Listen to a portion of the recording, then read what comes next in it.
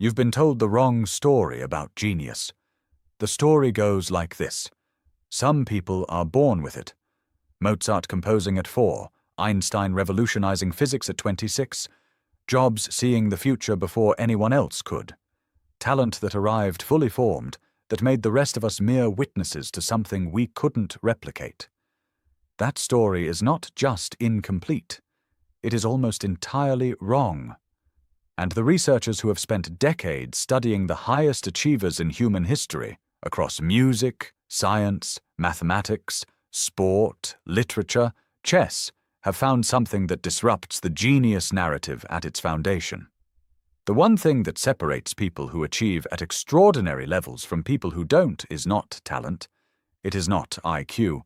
It is not circumstance, though circumstance matters. It is not genius in any innate, predetermined sense. It is a specific quality of practice, one that almost no one uses, one that most people mistake for the ordinary kind, one that produces neurological changes in the brain that are so profound they are visible on imaging scans, changes that alter the very structure of the regions responsible for the skill being developed. By the end of this, you'll understand exactly what that practice is, why it works at the level of neuroscience, and why the version of it that you've been doing your whole life is almost certainly not it.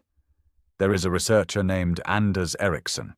He was a Swedish psychologist who spent 40 years at Florida State University studying one question. What actually produces expert performance? Not self-reported expertise, not reputation or credentials. The measurable, documented, reproducible kind, performance that is demonstrably superior to most other people in a given domain and that continues to improve over time.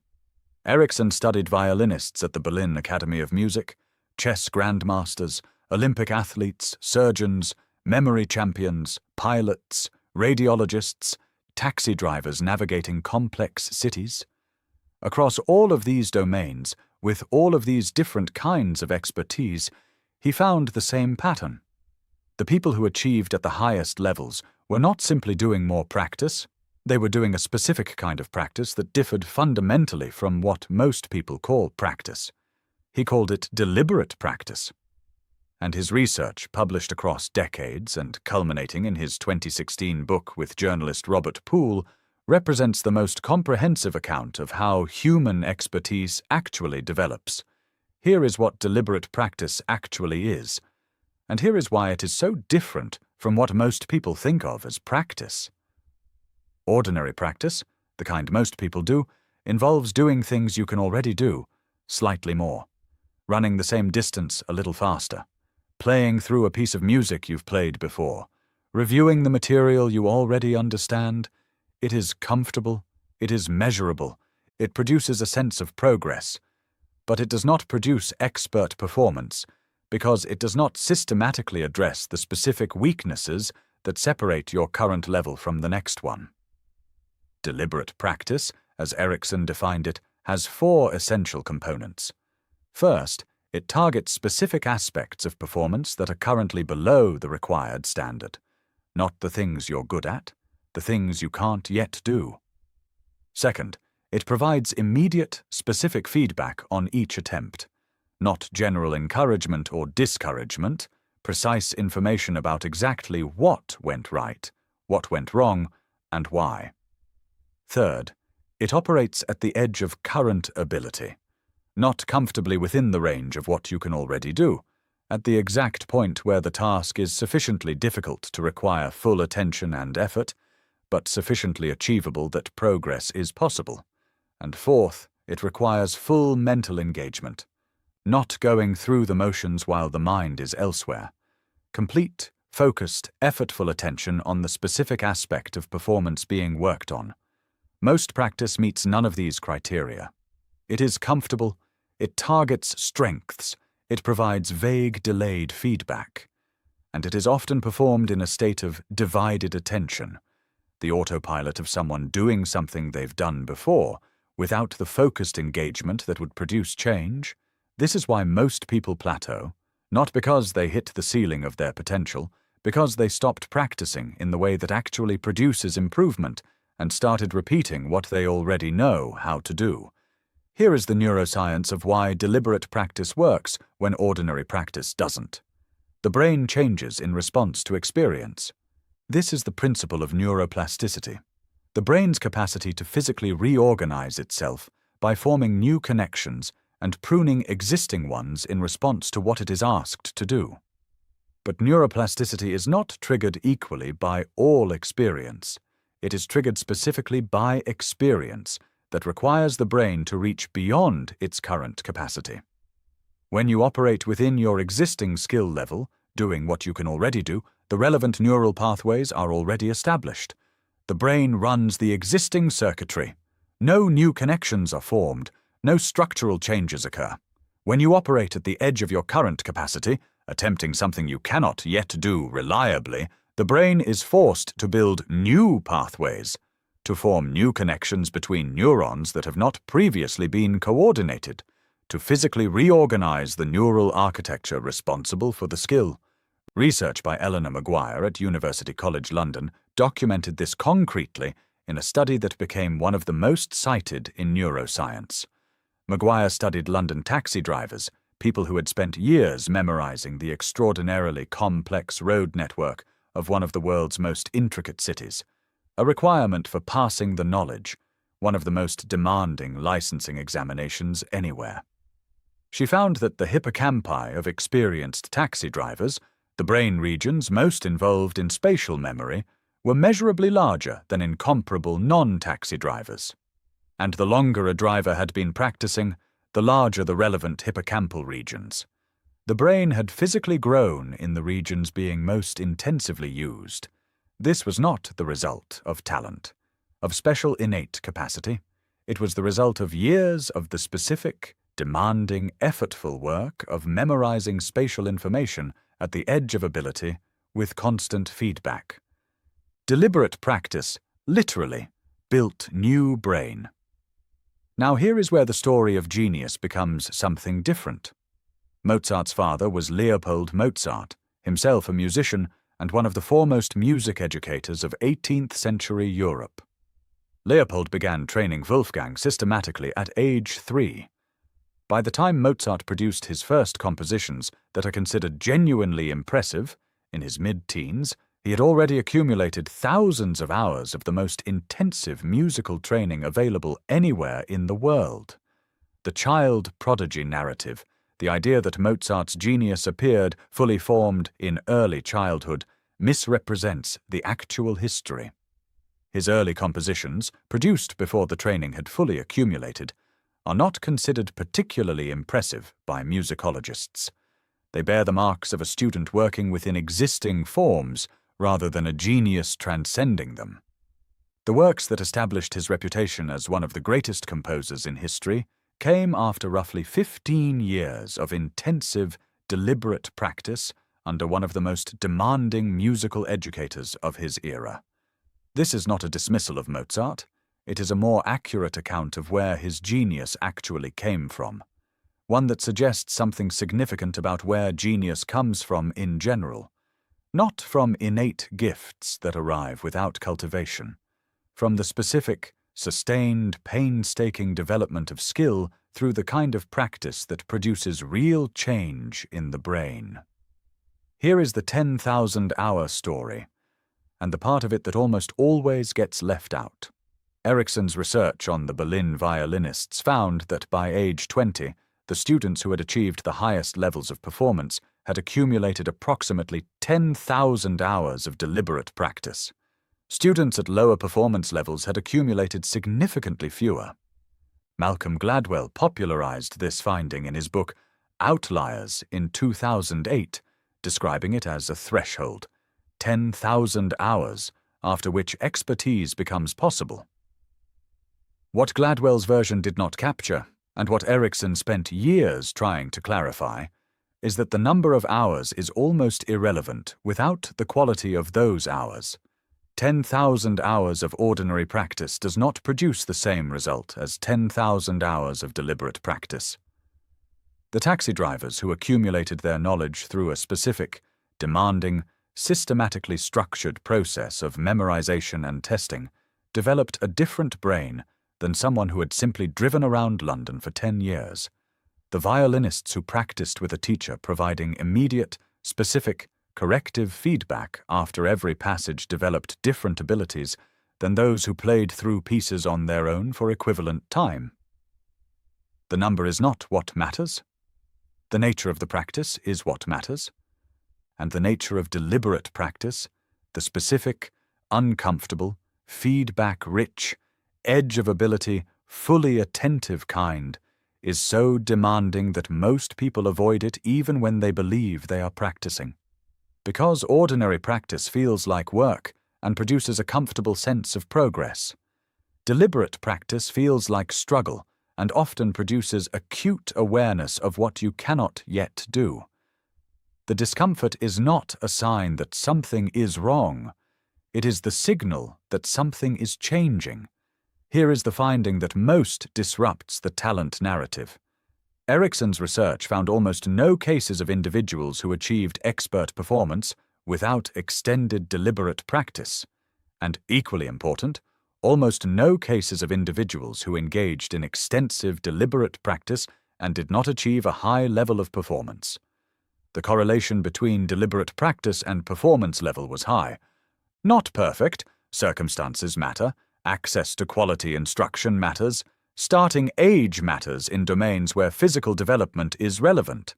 But the absence of genuine talent as a predictive variable, the failure to find cases of people who achieved expertise without the practice, or who practiced extensively and remained at ordinary levels, consistently challenged the belief that some people simply have it and others don't. What most people call talent, Erickson argued, is the visible result of practice that occurred earlier than most people realize.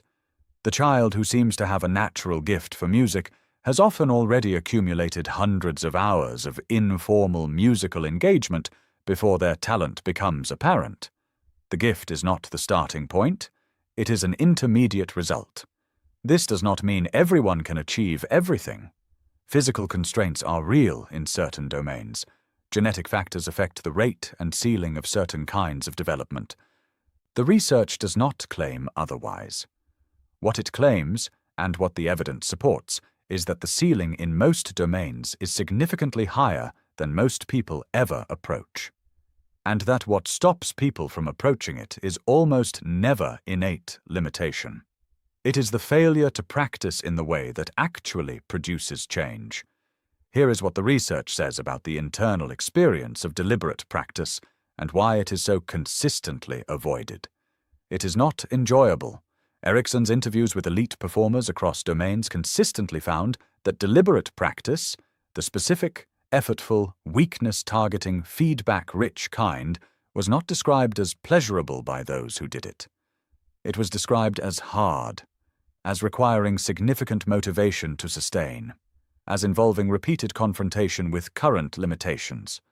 The violin students at the highest levels did not practice more because they enjoyed it more.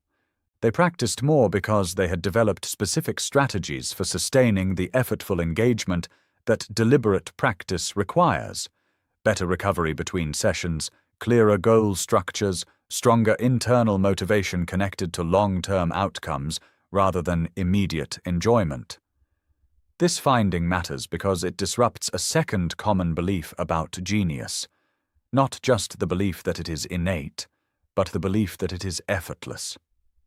The image of the genius who works with ease, who produces extraordinary things without apparent struggle, who makes the difficult look natural, is almost always a representation of the visible performance rather than the invisible preparation. What is seen is the concert, not the years of painful, repetitive, uncomfortable practice that produced the ability to perform it. The effortlessness is a feature of the outcome, not of the process that created it. There is one dimension of this research that rarely gets discussed. It concerns what happens to people who are told, early in life, that they have talent. Carol Dweck's research at Stanford on what she calls the fixed mindset versus the growth mindset documented something specific and concerning about the effects of praise for talent. Children told they were smart, that they had a natural gift for a particular domain, showed a characteristic response when they subsequently encountered difficulty. They withdrew. They interpreted difficulty as evidence that the talent had limits, that they were reaching the edge of what they naturally had, and they avoided the specific, uncomfortable challenges that would have produced genuine growth, because engaging with those challenges and struggling with them threatened the identity organized around natural ability. The fixed mindset that talent-based praise produces is, Dweck argued, the single most reliable obstacle to the kind of learning that deliberate practice requires, because deliberate practice requires the specific willingness to engage with failure, to work at the edge of ability, where failure is frequent and comfortable performance is impossible, to interpret struggle not as evidence of limitation, but as the necessary condition for growth. The person who believes they have talent wants to confirm it. The person who believes in growth wants to develop it.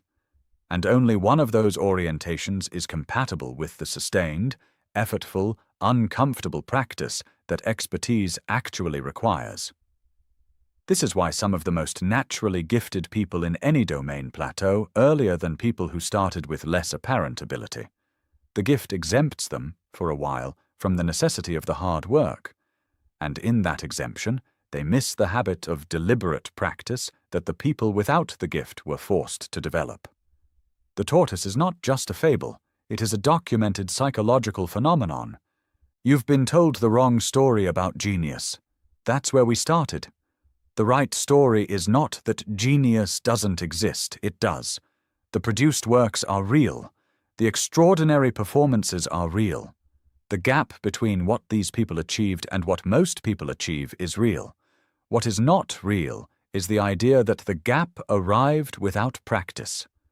Without the specific, demanding, uncomfortable, feedback-rich, edge-of-ability work that changes the brain in ways visible on imaging scans. Without the accumulated hours of doing the thing that hurts, the thing that confronts you with what you can't yet do, rather than the comfortable repetition of what you already can. Mozart practiced. Darwin accumulated observations for 20 years before publishing. Einstein spent years on the thought experiments that preceded his papers. Picasso produced tens of thousands of works before producing the ones he is remembered for. The output that looks like genius is the visible fraction of an enormous, largely invisible process of deliberate development. The process is not effortless. It is not exclusive to people born with something you were not born with. It is available. To anyone willing to practice in the way that actually changes things. Not the comfortable kind, the kind that makes you aware of exactly how far you have left to go, and keeps you working anyway. If the science behind human potential and performance matters to you, the real research, explained without the noise, subscribe. No motivational promises, no talent mythology, just the psychology and neuroscience that holds up, and what it means for what you are actually capable of. The next video goes into why the people who achieve the most are often the ones who failed the most first, and what the research says about the specific relationship between failure and expertise. Hit subscribe. That one is worth staying for. There is one more finding from Ericsson's research that deserves its own examination, because it answers a question that comes up immediately when people learn about deliberate practice. If this is available to everyone, why don't more people do it? The answer is not laziness, and it is not lack of ambition. It is a specific feature of how humans assess their own progress. Ericsson found that people consistently misjudge the quality of their practice. When asked whether their practice session had been productive, most people rated sessions highly if they had felt good, if they had experienced flow, if they had performed at a level they were proud of, if the work had felt smooth and comfortable. These sessions were almost always sessions of ordinary practice, of doing what was already known. The sessions of deliberate practice, the ones that targeted specific weaknesses, that operated at the edge of ability, that produced frequent failure and uncomfortable confrontation with limitation, These were rated as less productive by the people doing them, because they felt worse, because they produced awareness of what was not working rather than confirmation of what was, because the feedback was negative, the struggle was real, and the sense of mastery that ordinary practice produces was absent. People were systematically avoiding the practice that works and seeking the practice that feels good, not because they knew the difference, because the feeling of productive practice is often the feeling of being bad at something, and most people interpret being bad at something as evidence that they should stop, that they are approaching their limit, that they are not cut out for this. When in fact being bad at something is precisely the sign that you are working at the edge of your ability, where the change actually happens. This is the most practical finding in all of the expertise research.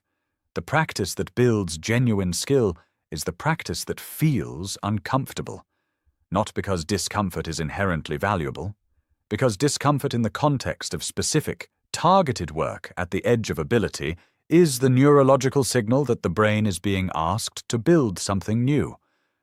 The discomfort is not the cost of deliberate practice, it is the evidence that it is working. And learning to interpret it correctly, to recognize struggle as progress rather than failure, is itself one of the most important skills in developing any other skill. There is a specific case study from Erikson's research that illustrates the entire argument with almost uncomfortable clarity. It concerns chess. Chess has been studied by researchers of expertise for decades, partly because performance is so precisely measurable. Ratings provide an objective, regularly updated, internationally standardized assessment of skill level, and partly because the domain is purely cognitive. Physical attributes play no role. Erikson and his colleagues studied what differentiated chess players at different rating levels. They found consistently that the strongest predictors of rating level were not measures of general intelligence, working memory capacity, or any other cognitive ability typically associated with raw talent.